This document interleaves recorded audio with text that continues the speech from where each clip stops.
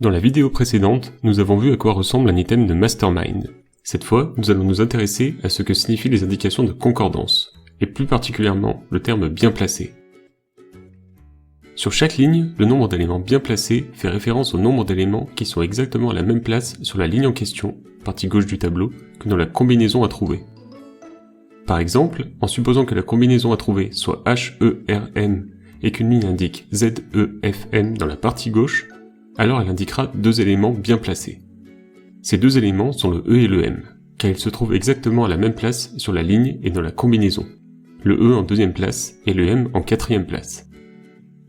Bien entendu, au cours de l'exercice, vous ne connaissez pas la combinaison au départ, puisque le but est précisément de la trouver en vous servant des informations disponibles.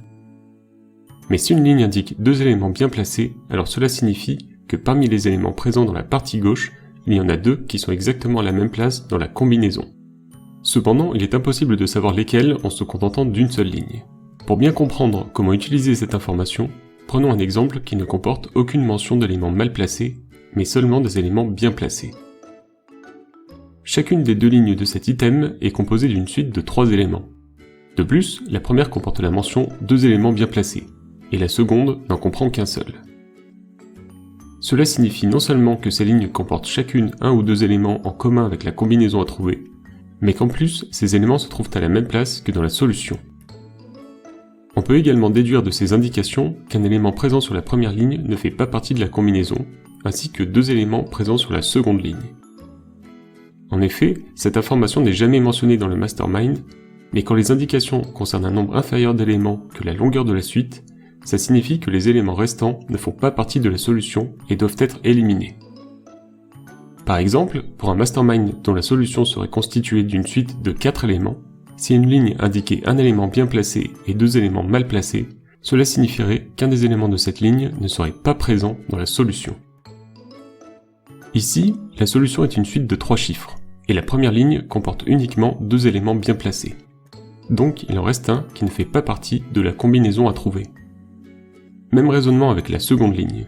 Étant donné qu'il n'y a qu'un élément bien placé, cela signifie que 2 éléments de cette ligne ne font pas partie de la solution. Mais comment savoir lesquels? En observant l'item, on constate qu'un des éléments est présent sur les deux lignes, le 9. De plus, ce chiffre n'occupe pas la même position sur les deux lignes. Il passe de la 3e position à la première. C'est ce changement de position qui va nous permettre d'éliminer cet élément. Car comme nous l'avons vu dans une vidéo précédente, un même élément ne peut pas être présent plus d'une fois dans la solution. En d'autres termes, un élément ne peut pas être bien placé à plusieurs places. Donc, si le 9 était bien placé à la première ligne, la seconde ligne devrait mentionner un élément mal placé ou inversement. En d'autres termes, le 9 ne fait pas partie de la combinaison à trouver et on peut l'éliminer. Une fois le 9 éliminé, les deux éléments bien placés sur la première ligne apparaissent. Ce sont les deux qui restent, le 5 et le 8. Étant donné que la mention bien placée signifie que les éléments occupent la même position dans la combinaison à trouver, on en déduit que la solution commence par un 5 et un 8. À la seconde ligne, nous savons déjà que le 9 fait partie des éléments à éliminer. En ce qui concerne le 7, il ne peut pas être l'élément bien placé non plus, puisqu'il se trouve en 2e place.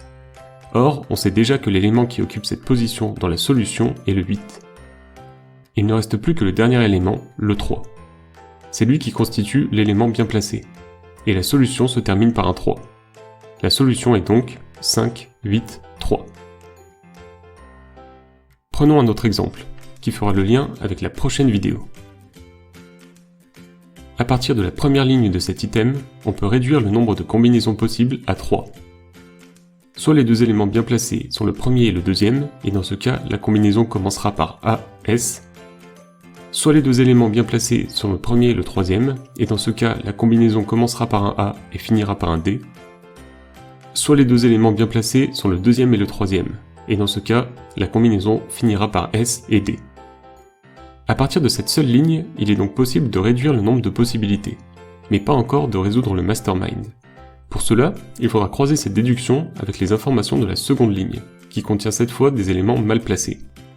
C'est ce que nous allons faire dans la prochaine vidéo, qui sera consacrée aux éléments mal placés. En attendant, connectez-vous sur le site test-psychotechnique.cities.fr pour vous entraîner sur notre base de données composée de plus de 5000 questions de mastermind avec corrections détaillées. Vous trouverez le lien dans la description de cette vidéo. Pensez également à vous abonner à la chaîne pour recevoir nos prochaines vidéos. Enfin, abonnez-vous à notre page Facebook sur laquelle nous publions chaque semaine un nouvel exercice gratuit de test psychotechnique.